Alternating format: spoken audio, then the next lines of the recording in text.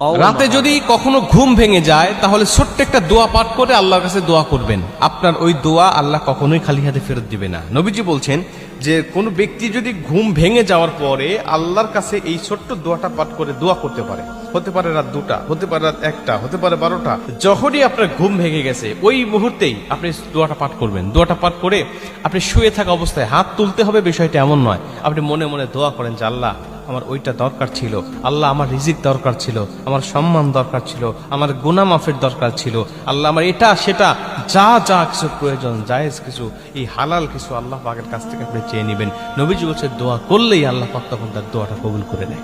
আর আরো ভালো হয় যদি আপনি ঘুম ভেঙে যাওয়ার পরে 2টার সময় আপনার ঘুম ভেঙে গেছে, আপনি উঠে যান, উঠে গিয়ে ওযু করে আপনি 2 রাকাত তাহাজ্জুদ নামাজে দাঁড়িয়ে যান। কারণ নবীজি বলছে যে ওই সময় কিছু চাইলেই আল্লাহ দোয়া কবুল করে। আপনি ঘুম ভেঙে যাওয়ার পরে দোয়াটা করলেন, দোয়াটাও কবুল হয়ে গেল, আর আপনি ওযু করে তাহাজ্জুদ পড়লেন, তাহাজ্জুদ নামাজটাও কবুল হয়ে গেল। নবীজি বলছেন কোনো ব্যক্তির যদি একটা সেজদা কবুল হয়ে যায়, 1 রাকাত নামাজ যদি কবুল হয়ে যায়, ওই একটা সেজদা তাকে জান্নাত পর্যন্ত পৌঁছায় দিবে। ওই একটা জান্নাত তার জীবনের সব গুনাহ মাফ করে দিবে। ওই একটা সেজদা তার জীবনের সব অপরাধগুলো মাফ করে দিয়ে আল্লাহর পছন্দের বান্দা হিসাবে তাকে দাঁড় করা দিবে। এই জন্য আপনি ছোট্ট দোয়াটাকে মুখস্থ করে নেন। কি দোয়া? নবীজি বলছেন ঘুম ভেঙে যাওয়ার সঙ্গে সঙ্গে তুমি দোয়াটা পাঠ করবে।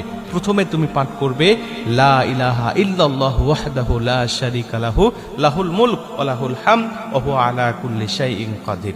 এরপর তুমি পাঠ করবে সুবহানাল্লাহি ওয়াল হামদুলিল্লাহি ওয়া লা ইলাহা ইল্লাল্লাহু আল্লাহু আকবার। এরপর পাঠ করবে লা হাওলা ওয়া লা কুওয়াতা ইল্লা বিল্লাহ।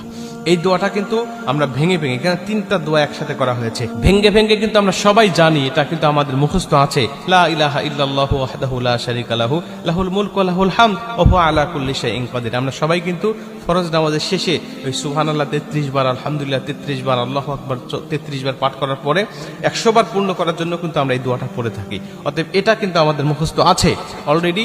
সুবহানাল্লাহ, আলহামদুলিল্লাহ, ওয়া লা ইলাহা ইল্লাল্লাহু আল্লাহু আকবার, এটাও আমাদের মুখস্থ আছে, কারণ এটা একটা তাসবিহ। এরপরে লা হাওলা ওয়া লা কুওয়াতা ইল্লা বিল্লাহ, এটাও কিন্তু আমরা সকলেই জানি। এই 3টা দোয়া একসাথে করে ঘুম ভাঙার পরে যদি আপনি পাঠ করে আল্লাহর কাছে দোয়া করতে পারেন, মনের কথাগুলো খুলে বলতে পারেন, আল্লাহ পাক আপনার দোয়া অবশ্যই কবুল করে নেবে। আপনি এরপরে যদি সম্ভব হয় আপনার পক্ষে যে ঘুমটা আর ধরতেছে না বা একটু নামাজ পড়ি, তাহলে ওযু করে 2 রাকাত নামাজও পড়বেন, ওই নামাজও আপনার কবুল হয়ে যাবে। যেহেতু নবীজি বলেছেন ঘুম ভাঙার পরে এই দোয়াটা পাঠ করলে সবকিছু কবুল হয়, অতএব আপনার নামাজও কবুল হবে। এই নামাজ আপনাকে নাজাতের ওসিলা হিসাবে কবুল করবে।